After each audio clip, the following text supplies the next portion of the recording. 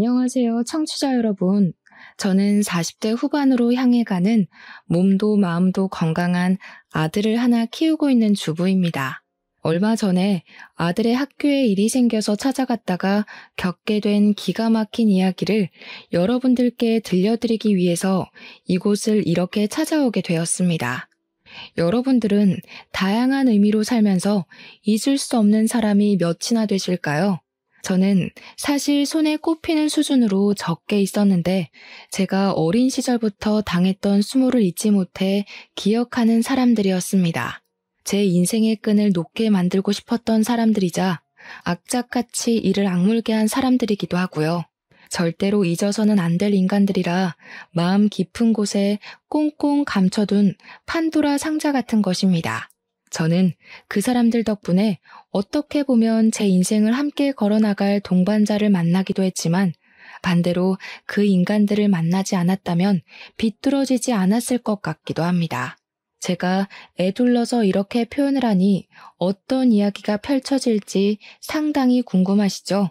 제 이야기를 듣다 보면 여러분들도 저와 함께 이를 갈게 될지도 모르겠습니다. 아마 지금의 저는 모든 것을 다 포용하고 해탈할 수 있는 상태이기 때문에 청취자 여러분들도 이야기의 끝을 함께 하신다면 저를 꼭 안아주고 싶어지실지도 모르겠습니다. 잘했다, 잘 살았다, 힘내라. 그런 상투적인 말도 저에게는 큰 응원이자 용기였기 때문에 청취자 여러분들 또한 저에게 따뜻한 말 한마디 부탁드리겠습니다. 언어라는 것은 마음속에 담아두지 말고 표현을 해야 하는 거라고 하더라고요. 저도 제가 받았던 이 상처를 말로써 표현을 해보려고 이렇게 사연을 올려봅니다. 제 사연이 여러분들께 소개가 될지 긴가민가 하지만 그래도 한번 용기를 내서 다 털어버리겠다는 마음으로 줄줄이 제 이야기를 늘어놓아 보겠습니다. 함께 울고 함께 웃어주신다면 더할 나위 없이 이 글을 쓰게 된 저의 용기를 칭찬하게 될 것 같습니다. 그렇다면 지금부터 제 아픈 이야기, 황당한 이야기를 들려드릴게요.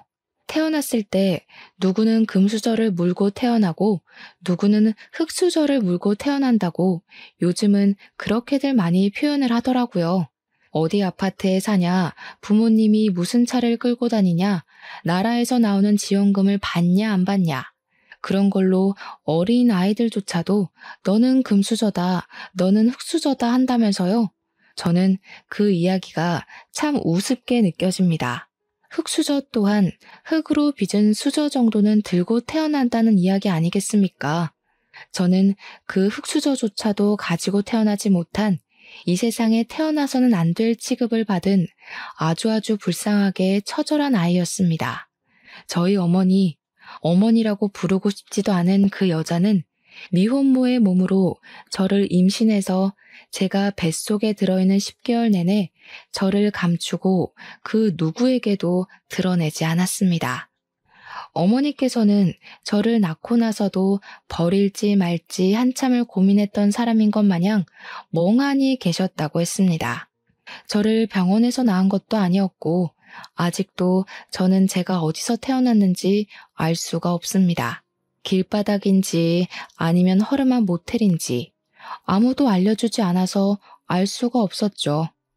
단지 제가 병원에서 태어나지 못했다는 것을 알고 있는 건 제가 이미 태어난 뒤에 구조가 되었다는 걸 어머니에게서 듣고 알고 있기 때문입니다. 어머니는 저를 버리려고 했고 그걸 알게 된 누군가의 신고로 저는 병원으로 이송이 되었고 어쩔 수 없이 보호자가 된 어머니께서 출생신고까지 할 수밖에 없었던 기구한 이야기인 것이죠. 어영부영 저를 떠맡게 된 어머니께서는 저를 챙겨주시다가도 인생의 회의감이 느껴지면 저에게 아무런 신경도 써주지 않았습니다. 아버지라는 사람은 어머니께서 저를 임신하자마자 책임지라고 할까봐 무서워서 어머니의 곁을 떠났다는 이야기만 들었습니다. 그러니까 제 아버지가 누군지 모르고 지냈죠. 가끔은 존재하지도 않은 아버지의 얼굴을 상상으로 그려내면서 그리워하기도 했었습니다. 어머니께서는 제가 말을 하고 배고픔을 입 밖으로 꺼내던 시기가 온 순간부터 저에게 관심을 딱 끊으셨었거든요. 집으로 불러오는 수많은 남자친구들 사이에서 저는 그분들이 가끔 가다가 사주시는 간식들을 기다리며 하루하루를 보내야만 했습니다. 한마디로 정서적으로 상당히 우울감을 가지고 있었고 소극적인 성격이었으며 어머니의 윽박이 무서워 말을 해도 될까 안 될까 고민만 수두룩한 어린 아이였던 것입니다. 거기다가 말을 알아들을 수 있는 시점이 된 이후부터 어머니께서는 어떤 일이 생겨도 항상 제 탓을 하셨기 때문에 저는 불안한 유년기를 스스로 헤쳐나가야만 하는 잡초 같은 아이였습니다. 어머니께서는 분풀이를 저에게 하셨고 남자친구들과 헤어지게 되면 그것 또한 제가 짐덩어리처럼 붙어있기 때문이라고 생각하셨습니다. 남자가 없으면 삶을 살지 못하는 것처럼 매번 어머니께서는 이 남자 저 남자에게 매달리고 차이고 그렇게 지내셨어요. 지금 생각해보면 어머니가 저를 낳았을 때의 나이가 고작 21살이었으니 그럴 만도 한가 싶습니다. 이해하려고 노력하는 건 아니지만 21살 나이가 얼마나 꽃 같고 아름답습니까? 다른 친구들은 한창 자기를 꾸미고 놀러 다니고 대학 생활을 즐길 때 우리 어머니께서는 방구석에서 제 기저귀를 갈고 있었을 테니 본인의 자존감도 많이 떨어졌을 테고요.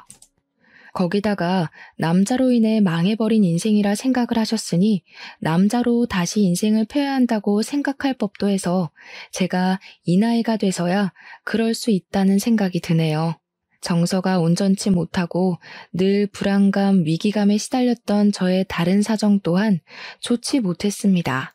그러니까 어머니께서 남자친구를 만나고 있을 때는 전기도 들어오고 가스도 들어오긴 했지만 남자친구와 헤어져 아무런 생활비 지원을 받지 못하게 되면 그마저 뚝 끊겼습니다. 학교에 가려면 씻어야 하는데 전기도 들어오지 않고 난방이 되지 않으니 어두컴컴한 욕실에서 차가운 물로 머리를 감고 몸을 씻어야 했습니다. 가난이 정말 싫었지만 그보다 더 싫은 건 너네 집 엄청나게 가난하다며? 하고 저를 조롱하는 친구들이었기에 매일같이 박박 씻었거든요. 저는 찬물에 온몸이 사시나무 떨리듯 떨렸어도 매일같이 씻고 학교에 등교했는데 그때마다 잠결에 눈도 제대로 뜨지 못한 어머니가 시끄럽다고 소리를 지르셨습니다. 매번 제 탓을 하며 가스가 끊긴 것도 전기가 나간 것도 다 저 때문에 이렇게 살게 된 것이라고 하셨습니다. 모든 이유에 저를 갖다 붙이셨어요. 저 때문에 결혼을 하지 못했고 그래서 어쩔 수 없이 이런 가난함을 겪으며 살아야 한다고 저만 없었더라면 어머니의 인생은 달라졌을 거라고 하셨습니다. 그 시대에는 부부가 이혼을 하는 경우도 지금처럼 많지 않았기 때문에 미혼모에게 달라붙는 시선이 엄청나게 나쁘던 시절이긴 했습니다. 여자가 처신을 어떻게 하고 다녔길래 남편도 없이 혼자 애를 키우냐고 손가락질을 하고 당연히 저와 놀지 말라는 학부모들이 늘어났습니다. 저는 아무런 잘못을 하지도 않았지만 늘 그들 사이에 미운오리 새끼였습니다. 우리 어머니께서 제 밥이나 제대로 챙겨주셨겠습니까? 그랬다면 제 키가 이리 작을 수가 없지 않을까 하는 합리적 의심이 듭니다. 눈만 마주쳐도 욕을 하고 싶고 분풀이를 하고 싶어서 입을 달싹이던 우리 어머니는 당연히 제 식사도 제대로 챙겨주시지 않았습니다. 밥을 제때 먹지 못하고 먹어도 많이 먹질 못하니 저는 늘 저체중으로 힘들었고 기립성 저혈압이 와 앉았다 일어서는데도 머리가 핑핑 돌아 쓰러지곤 했습니다. 학교에서 1년에 한 번 실시하는 체력장이라던가 혹은 건강검진의 날에도 늘 저체중이라 많이 먹어야 된다는 결과지를 받았고 빈혈과 저혈압이 있다고 병원에 내원 요망이라 적혀 있었습니다.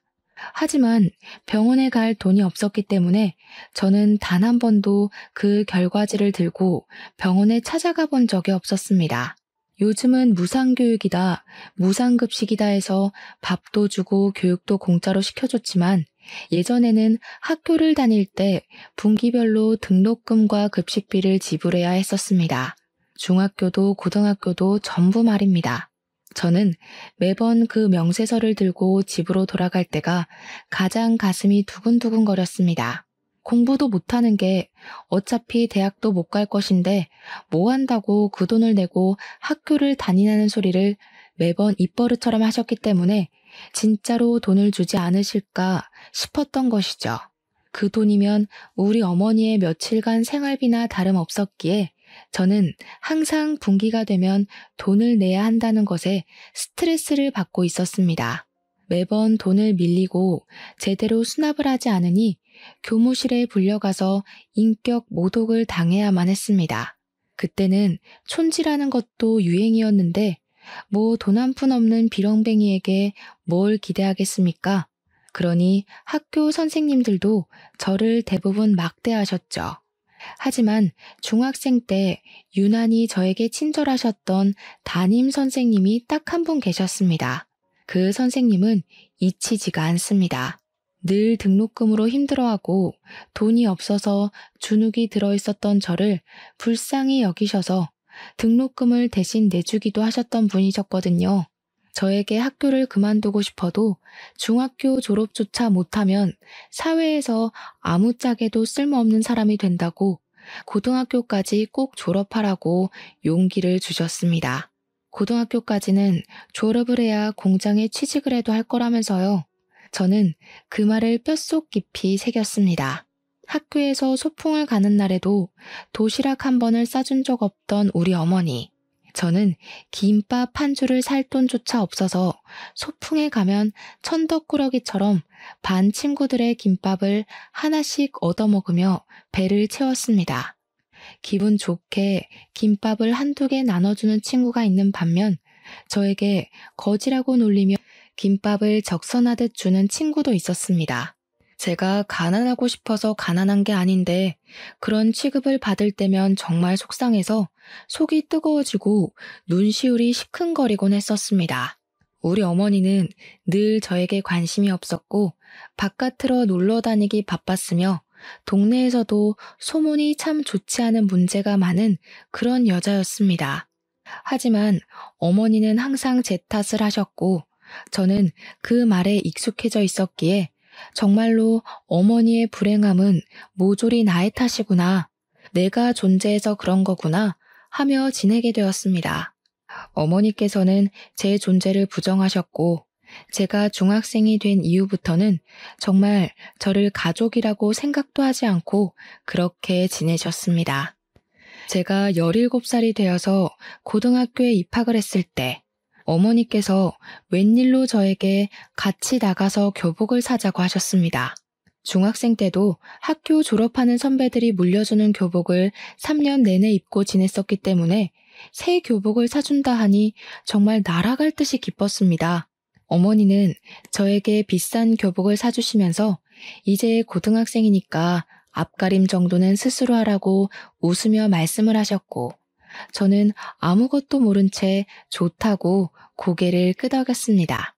그저 그때는 새 교복을 사게 되었다는 것, 그거 하나만으로도 너무 행복했기에 어머니의 말 속에 숨겨진 뜻이 무엇인지 전혀 눈치를 채지 못했습니다. 그렇게 새 학기를 기다리던 어느 날, 교복을 머리맡에 두고 깊은 잠이 들었는데 다음 날 눈을 떠보니 어머니께서 집에 계시지 않더라고요. 처음에는 그저 어머니께서 아침부터 볼 일이 있으셨나 보다 하고 말았습니다. 가끔 그렇게 일찌감치 사라지시는 날이 있었거든요. 그런데 그날 밤이 되도록 어머니께서는 집에 돌아오지 않으셨고 저는 자고 있으면 알아서 들어오시겠지 하면서 잠을 청하게 되었습니다. 제 예상과는 달리 어머니께서는 그날도 집에 돌아오지 않으셨고 저는 어디 가까운 곳으로 여행이라도 가셨나 보다 하면서 학교를 아무렇지 않게 다니고 있었습니다. 3일이 지나도록 어머니께서 돌아오지 않자 저는 점점 불안해졌고 일주일이 지난 시점에서야 알게 되었습니다. 어머니께서 저를 버리고 혼자서 떠나셨다는 사실 말입니다. 어머니께서 떠나셨다는 걸 자각하게 되었을 때 저는 정말 눈앞이 캄캄해지는 느낌을 받았습니다. 그 전에도 돈이 부족한 생활을 하곤 했지만 정말 1원 한 장 제 손에 쥐어주지 않고 그렇게 떠나실 거라고는 상상도 해본 적이 없었으니까요. 경찰 앞을 정말 몇 번이나 왔다 갔다 했는지 모르겠습니다. 결국 용기를 내어 경찰서에 들어가 우리 어머니께서 가출을 하신 것 같다고 신고를 하게 되었습니다. 경찰들은 귀찮은 걸 떠안았다는 표정으로 저에게 다른 보호자분은 어디에 있냐고 물어보셨고, 저는 아버지가 없었기에 다른 보호자는 없다고 이야기를 했습니다. 그 말이 끝나기 무섭게 경찰들의 표정이 바뀌더니 막 분주하게 이곳저곳 연락을 넣고 저에게 집에 같이 가보자고 말씀을 하셨습니다.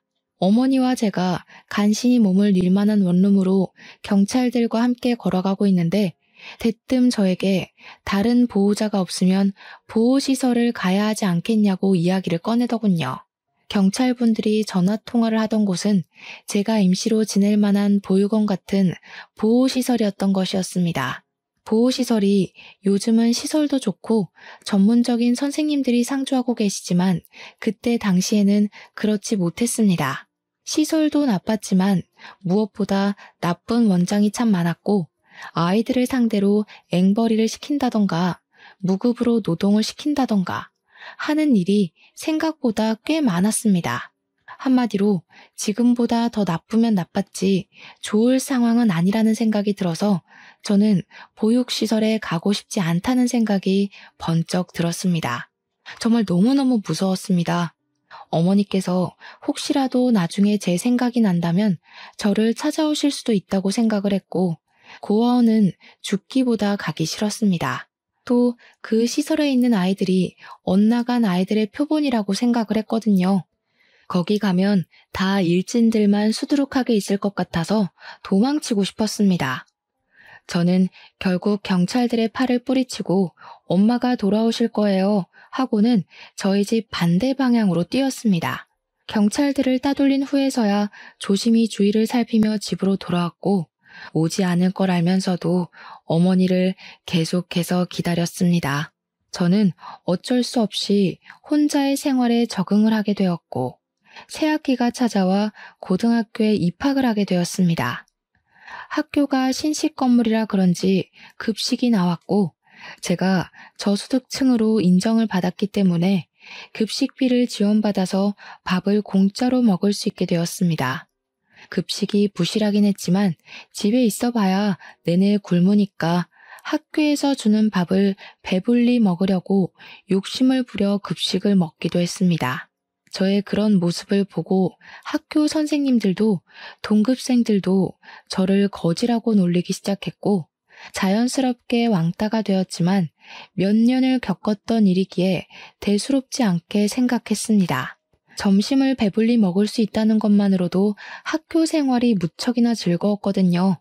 어머니께서 집을 나간 뒤로는 정말 흰죽도 못 얻어먹는 신세가 되어 저녁은 항상 굶거나 수돗물로 배를 채워야만 했습니다. 동급생 여자애들은 저를 무시하기 시작했는데 그 중에 유독 민지라는 여자아이가 저를 그렇게 괴롭히고 못살게 굴었습니다.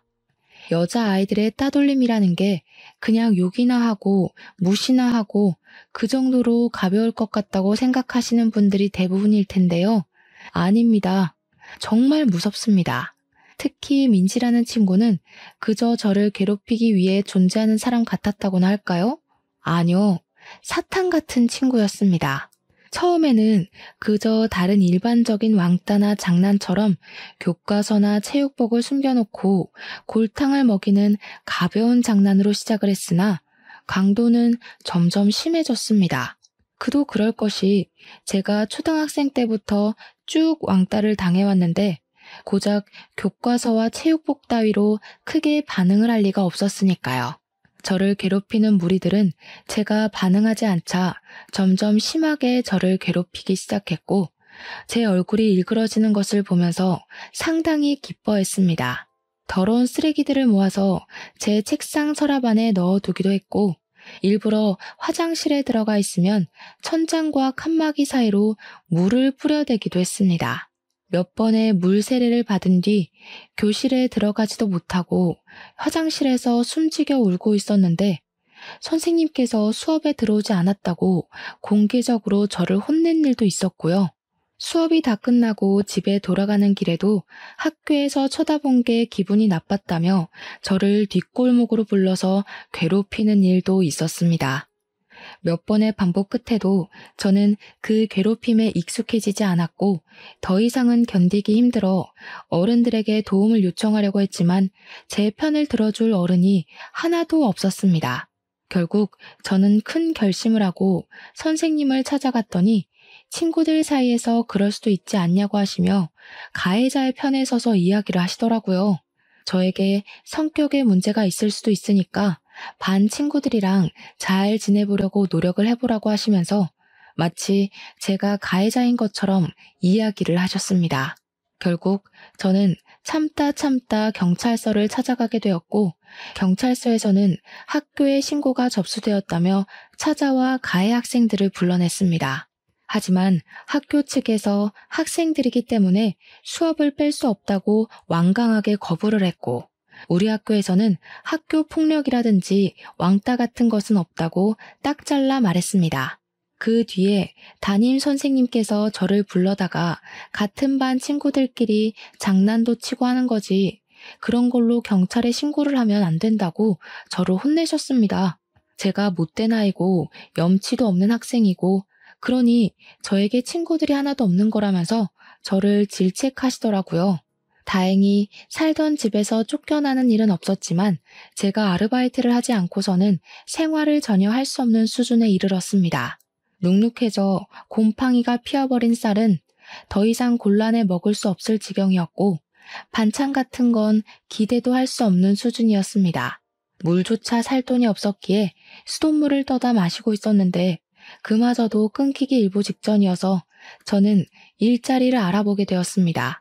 사실 그동안은 어머니께서 모든 공과금을 내고 계셨기에 저는 몰랐는데 전기와 가스가 끊겨버린 터라 정부에서 저희 집을 방문하게 되었습니다. 제가 혼자 어두운 방구석에 있는 걸 보고 보호자는 어디에 있냐고 몇 번이나 물어보았는데 저는 제 보호자가 어디에 있는지를 모르니 대답을 할 수 없었습니다. 저는 보육시설로 옮겨질 수 있다는 불안함에 사회복지사를 붙잡고 엉엉 울면서 보육원만큼은 가고 싶지 않다고 매달려야 했습니다. 복지사는 저에게 보육시설이 나쁜 곳이 아니라고 지금보다 훨씬 더 좋은 생활을 할 수 있을 거라며 저를 달랬지만 저는 극구 거부를 했습니다. 갖은 핑계를 다 대면서 혹시라도 돌아올 어머니를 기다리고 싶다고 이 집으로 분명 돌아오실 거라고 필사적으로 보육시설에 가는 것을 거부했습니다. 결국 복지사는 주민센터와 연계해서 저를 지원해 줄 수 있는 국가법이 있나 찾아보기 시작했고 저는 그제야 제가 몰랐던 사실 하나를 알게 되었습니다. 등본을 떼어보니 저와 어머니가 완벽하게 세대 분리가 되어 있더라고요. 그러니까 저희 어머니는 저를 버리고 떠나서 재혼을 하시고 살림을 차린 것입니다. 저를 버리고 떠나서 새 남자를 만나서 잘 먹고 잘 사는 건지 제 걱정은 정말 단 한 번도 하지 않은 건지 당연히 이 부분도 제가 하염없이 어머니를 기다리고 있는 걸 알고 있는 주민센터 공무원분께서 연락을 해주셔서 알게 되었습니다.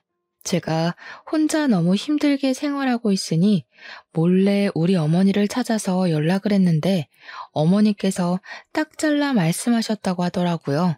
자기에게는 딸 같은 거 없다고. 걔 내 딸 아니고 잠시 맡아 키워준 거라고요. 죽든 말든 상관없으니 연락하지 말라고 하셨다네요. 저는 완벽하게 버려졌다는 기분을 처음으로 느끼게 되고 완전히 자포자기를 하게 되었습니다.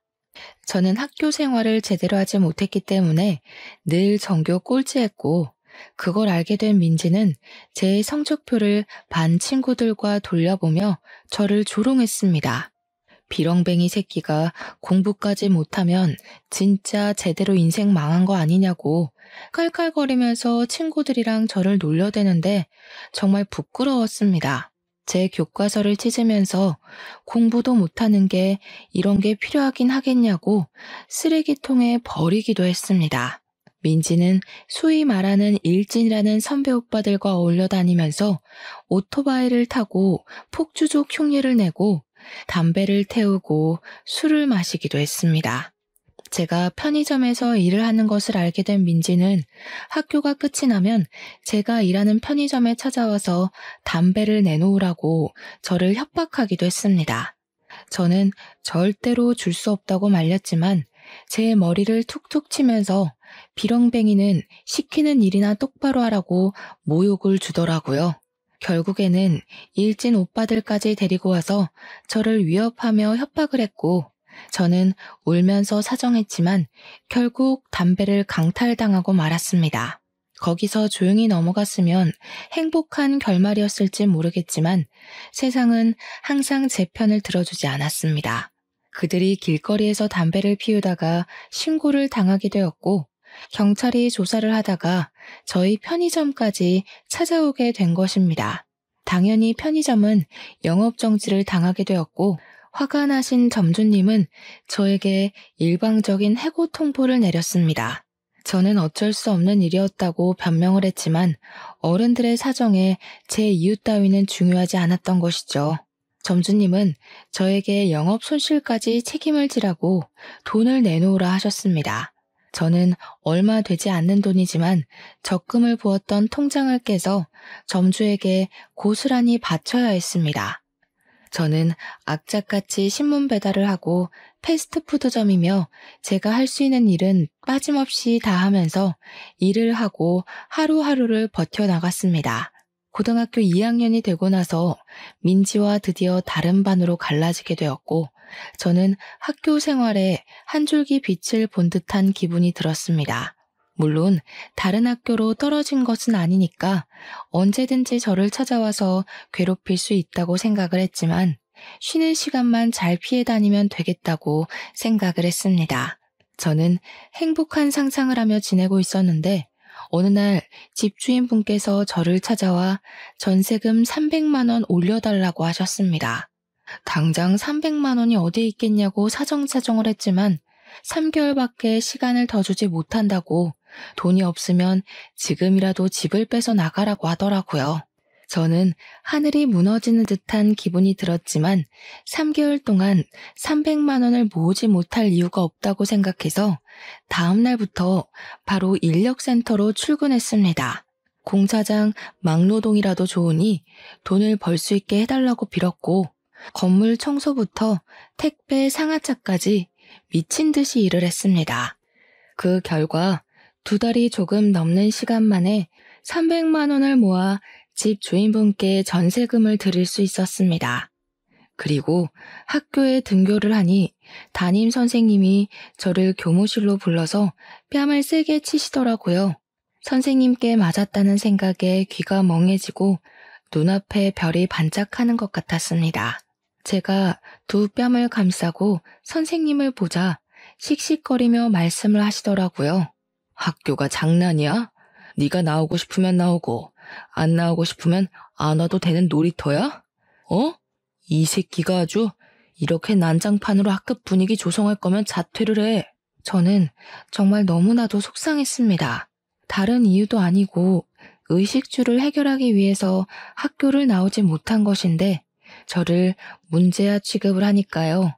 하지만 악몽은 거기서 끝나지 않았습니다. 제가 새로 구한 아르바이트가 2층에 있는 파스타집이었는데 저녁밥도 해결할 수 있고 생각보다 월급도 짭짤해서 마음에 드는 일자리였습니다. 그런데 그 건물 3층에 주점이 들어와 있었거든요. 제가 파스타집에서 마감 아르바이트를 끝내고 집으로 돌아가는데 그걸 민진의 일당이 목격을 한 것이었습니다. 간판이 꺼진 파스타집에서 나온 거라 생각하지 않고 제가 주점에서 일을 했다고 생각을 한 건지 학교에 이상한 소문을 내기 시작한 것입니다. 당연히 학교는 뒤집어졌고 저는 파스타집에서 아르바이트를 한 것이라고 속상함을 토로했습니다.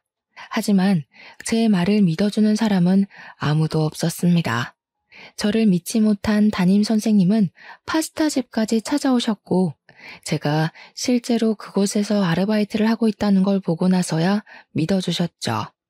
이미 소문은 전교생들에게 다 퍼져 있었고 저는 일일이 그 친구들을 찾아가서 주점에서 일을 하는 게 아니라고 해명을 할 수가 없었습니다. 결국 학부모의 항의 전화가 걸려오고 학교에서는 저에게 학교의 이미지를 실추했다고 하며 자퇴를 권유했습니다. 저는 죽어도 졸업장을 받고 싶다고 했지만 그러면 강제 전학을 보내겠다고 했어요. 저는 결국 고등학교 2학년이 되어서 학교를 그만두고 말았습니다. 저는 희망을 잃지 않고 계속해서 일을 하며 쉼없이 버텨냈고 20살이 되었습니다. 취직을 하고 싶었지만 내세울 게 없고 고등학교마저 중퇴이니 취직을 할 수 없었습니다. 저는 아르바이트를 전전긍긍하며 난방올 때도 찬기가 가시지 않는 반지하 단칸방에서의 삶을 벗어나지 못하고 있었습니다. 그러다가 모르는 번호로 전화가 걸려와 받게 되었는데 제 계좌가 범죄의 연루가 되어서 지급 정지 처분을 받게 되었다며 웬 검사라는 사람이 전화를 했더라고요. 그럼 저는 어떻게 하냐고 했더니 통장에 있는 돈을 검찰청에서 관리하고 있는 계좌로 이체를 하라고 시키는 게 아니겠습니까? 저는 너무 놀라기도 했고 제 돈이 불법 자금에 연루가 되었다고 하니 무섭기도 해서 그 검사가 시키는 대로 바로 이체를 했습니다. 다들 예상하셨다시피 그 전화는 보이스피싱 전화였고 저는 정말 제 평생을 모아온 돈 800만 원을 그 전화 한 통화에 전부 잃게 되었습니다. 비어버린 제 통장 잔고를 확인했을 때 경찰서에 찾아가 울면서 제 돈 돌려달라고 외쳤으나 난감해하던 수사관님을 보았을 때 저는 정말 죽고 싶다는 생각 외에 아무런 생각도 들지 않았습니다. 저는 왜 이런 운명을 달고 태어나서 이렇게 불쌍하고 기구하게 살아야 하나 엄청 슬펐습니다. 저는 결심을 했습니다. 인생을 끝내기로요. 한강에서 이때까지 살아온 모든 삶을 포기하기로 마음먹고 다들 많이 오른다는 한강다리 정 가운데에 서서 해가 지는 노을을 바라보며 뛸 준비를 마쳤습니다. 어디에서 보니까 머뭇거리다가는 사람들이 말린다고 하기에 결심이 서자마자 난간을 밟고 재빠르게 뛰어내리려고 하는데 누가 뒤에서 저를 끌어안고 힘으로 난간에서 떼어놓더라고요. 죽기로 마음을 먹은 저는 초인적인 힘을 발휘해 난간을 뛰어넘으려고 애를 썼지만 그 남자의 힘에 밀려서 나자빠지게 됐습니다. 내가 죽겠다는데 당신이 뭔데 나를 방해해? 아직 고등학생 같은데 뭐 때문에 벌써 삶을 끝내려고 하는 거야? 오히려 저에게 소리를 치면서 화를 내는 남자 옆에는 중년의 아저씨도 함께 있었습니다. 둘이 부자지간으로 보였는데 남자는 계속해서 저에게 고등학생이 하면서 화를 내더라고요. 제가 돈이 없어서 옷을 사지 않았기에 20살에도 내내 교복을 입고 지냈었거든요. 이렇게 사느니 그냥 죽는 게 낫다고요. 제 말에 남자와 아저씨는 저를 힘으로 질질 끌고 다리 밖으로 나와 근처에 보이는 커피숍에 들어가 저에게 따뜻한 차 한 잔을 사주셨습니다. 저에게 죽을 힘으로 살라고 하는데 그 말도 버겁고 억울해서 눈물이 나오더라고요. 당신들이 뭘 한다고 저한테 그런 소리를 하세요? 부모한테 버림을 받고 평생을 돈이 허덕이며 살다가 겨우겨우 모은 돈까지 보이스피싱 당했다고요. 처음 보는 사람들 앞에서 엉엉 울면서 콧물까지 쏟으니 그 부자가 당황해 하더라고요. 아저씨는 저에게 같이 어디 좀 가자 하시더니 밖에 세워둔 차에 올라타라고 했고 저는 이게 납치 같은 건가 싶기도 했지만 어차피 죽을 목숨이었으니 상관없다 생각하고 차에 올라탔습니다. 차 안에서 이야기를 하는데 남자는 27살이고 사진작가로 일을 하고 있다고 했고 아저씨는 예상대로 그 남자의 아버지였습니다. 어디 가냐고 묻지도 않고 도착한 곳은 아저씨가 살고 있는 집이었는데 저는 그곳에서 영문도 모르고 아저씨께서 내어주신 따뜻한 밥 한 끼를 얻어 먹었습니다. 밥을 다 먹고 뻘쭘하게 앉아 있는데 아저씨께서 저에게 지갑에 있는 돈을 다 털어주시면서 내일도 이 돈으로 밥을 사 먹으라고 하셨습니다. 남자는 저에게 명함을 주면서 일을 할 곳이 없어서 걱정이라면 본인의 사진 보조로 써주겠다고 찾아오라고 했습니다. 저는 그 집에서 나와 골목을 걷다가 그 아저씨가 준 돈을 주머니에 넣었고 다음날 아저씨가 말씀하셨던 것처럼 그 돈으로 점심을 사 먹었습니다. 일주일 동안 고민을 하다 결국 남자에게 받은 명함에 적힌 번호로 전화를 걸었고 굶지는 않게 해주겠다는 말에 남자의 보조로 일을 하게 되었습니다. 남자는 포토상을 받기도 했던 신인 작가였고 이름을 점점 알리고 있는 사람이며 작업물 또한 꽤 되는 전문가였습니다. 저는 그 남자 옆에서 4년이라는 시간 동안 카메라를 정리하고 필요한 렌즈를 전달하고 인화 작업을 돕고 조명을 설치하는 일을 하며 완벽한 보조로서 손발을 맞춰가게 되었습니다.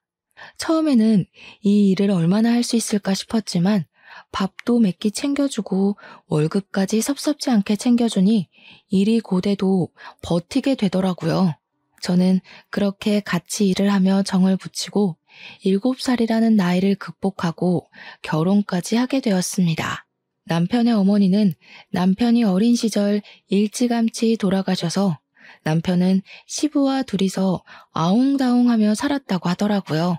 시부는 제가 어떤 유년 시절을 겪었는지, 어떤 마음으로 삶을 포기하려 했는지, 다시 용기를 내어 살게 되었는지 알고 계신 분이라 결혼을 반대하지 않으셨습니다. 저를 내내 옆에서 지켜봐 주셨기에 오히려 잘 됐다면서 저희의 결혼을 진심으로 축복해 주셨고 저와 남편은 행복한 결혼식을 올리게 되었습니다. 과거가 저를 붙잡고 힘들게 하긴 했지만 결혼 이후에 많이 안정이 되었고 제 상처를 극복하는데 남편이 참 많은 도움을 주었습니다. 저희는 촬영 일정이 들쑥날쑥했기에 딱히 집이 필요하다고 생각되지 않아 시부와 함께 합가해서 살고 있었습니다. 그러다가 정말 적당한 시기에 제가 임신을 하게 되었고 너무나도 소중한 우리 아들을 낳게 되었습니다. 아이를 키우는 동안 남편의 일을 돕진 못했지만 이 소중한 아이를 옆에서 내내 지켜볼 수 있다는 게 행복하고 즐거웠습니다. 우리 아들은 또래보다 잘 먹기도 하고 편식도 전혀 하지 않아서인지 키가 참 컸습니다. 제가 키가 작고 말라서 우리 아들도 작으면 어떡하지?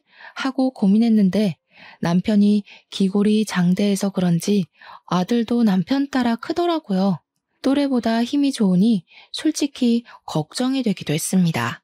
시대가 변하면서 학교 폭력에 관한 법도 많이 늘었고 우리 아들이 다른 친구들을 괴롭히지 말라는 법도 없으니까요. 그래서 저는 어릴 때부터 우리 아들에게 아예 운동을 가르치기 시작했습니다. 운동을 배우면 힘을 어떻게 사용해야 할지 스스로 깨칠 것 같아서 가르쳤는데 우리 아들이 운동에 정말 소질이 있어서 어릴 때부터 대회에 나가서 상도 받고 하더라고요. 태권도, 검도, 합기도를 시키고 12살 때부터는 아예 유도까지 정식으로 가르치기 시작했습니다. 15살이 되었을 때는 복싱을 배워보고 싶다는 아들의 말에 프로복서가 운영하는 운동장에 아들을 등록시켜서 복싱을 가르치기도 했습니다. 무럭무럭 자란 우리 아들은 17살이 되어 고등학교에 진학을 하게 되었는데 생전 문제 한 번 일으킨 적 없었던 아들이 어느 날 큰 사건에 휘말리게 되었습니다. 집에서 시부와 함께 점심을 차려 먹고 쉬고 있는데 학교에서 전화가 걸려온 것이 아니겠습니까? 우리 아들이 폭력 사건에 휘말려서 지금 학교로 오셔야 할 것 같다는 담임 선생님의 전화였습니다. 놀래서 남편까지 호출해서 학교에 달려갔는데 알고 보니 우리 아들이 같은 반 일진 같은 친구가 약한 친구를 괴롭히고 있어서 하지 말라고 말리는 과정 중에 시비가 붙어 싸우게 된 것이었습니다. 학교 선생님들도 평소 수업 태도가 좋은 우리 아들의 편을 들었고 사건의 전말을 다 알고 있어 일진 친구를 전학 보내기로 결정을 내렸다고 하더라고요. 하지만 일진 학생 부모가 학교에 찾아와서 자기 아들이 맞았으니 피해자인데 왜 우리 아들이 전학을 가냐고 난동을 부리고 있다는 겁니다. 저는 일단 우리 아들이 일진 학생과 싸웠기에 이야기를 나누려고 갔는데 거기에는 왕따를 당하던 학생네 부모님도 같이 자리를 하고 있더라고요. 일진 학생의 부모 얼굴을 보는데 이상하게 얼굴이 낯이 익은 게 아니겠습니까? 그 순간 딱 기억이 나더라고요. 네, 바로 민지였습니다. 지금 우리 아들을 때려놓고 뻔뻔하게 얼굴을 들고 나타나? 너 혹시 땡땡 고등학교 나온 강민지 아니니? 그러니까 저를 빤히 보더니 기억해내고는 기가 막히다는 듯이 웃더라고요. 그 순간 피해자 학생의 부모가 소리를 쳤습니다. 뻔뻔하게 우리 아들을 괴롭힌 놈이 피해자라고 나서는 게 어이가 없어 정말? 이러는 거 쪽팔리지도 않아요? 지금이 어느 시대인데 너 학교 다닐 때도 그렇게 일진짓거리를 하고 담배 피우고 오토바이 타고 하더니 변한 게 하나도 없구나. 뭐? 뭐가 어쩌고 어째? 담배를 피우고 오토바이를 타요? 우리 와이프가? 순간 민지가 사색이 되어서 입을 합 다무는데 민지 남편이 민지를 확 째려보면서 말을 하더라고요.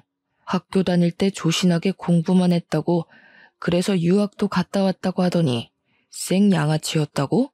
제가 누굴 닮았나 했더니 이것은 사기꾼 아니야? 그러면서 갑자기 민지네 부부가 부부싸움을 시작하는 게 아니겠습니까? 피해자 학생 부모와 저희 부부 모두 어이가 없었죠. 민지가 오해가 있다면서 자기가 다 설명할 테니 시부모에게는 비밀로 해달라고 남편에게 사정사정을 하는데 제가 이때다 싶어 폭로를 이어나갔습니다. 오해는 무슨 오해야. 너 내가 일하던 편의점에 와서 담배 내놓으라고 난리쳐서 영업 정지까지 먹였잖아. 제 말에 민지 남편이 거칠게 넥타이를 풀면서 쪽팔려 죽겠다고 소리를 치더라고요.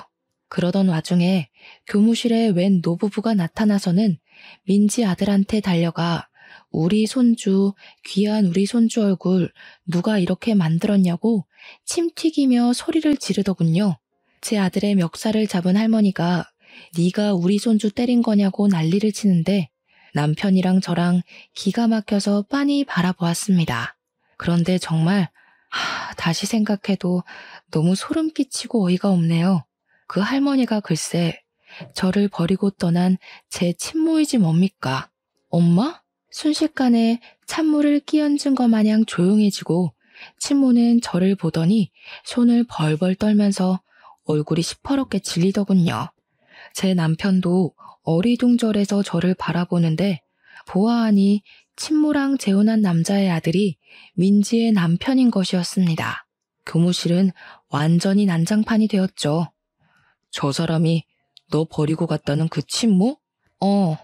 하루아침에 가출을 하더니 딴 남자랑 재혼해서 나 같은 거 모른다고 했던 그 친모. 이게 다 무슨 소리야? 딸아이 하나 있던 거 전 남편이 데려갔다고 하지 않았어? 그래서 우리 아들을 친자식처럼 생각하고 싶다고 그랬잖아. 그들의 막장 이야기를 듣다 보니 상황이 모두 정리가 되더라고요. 민지는 제 남편에게 요조 숙녀인 척 연기를 했고 날라리처럼 행동했던 지난 과거를 전부 청산하고 시집을 간 것이었습니다.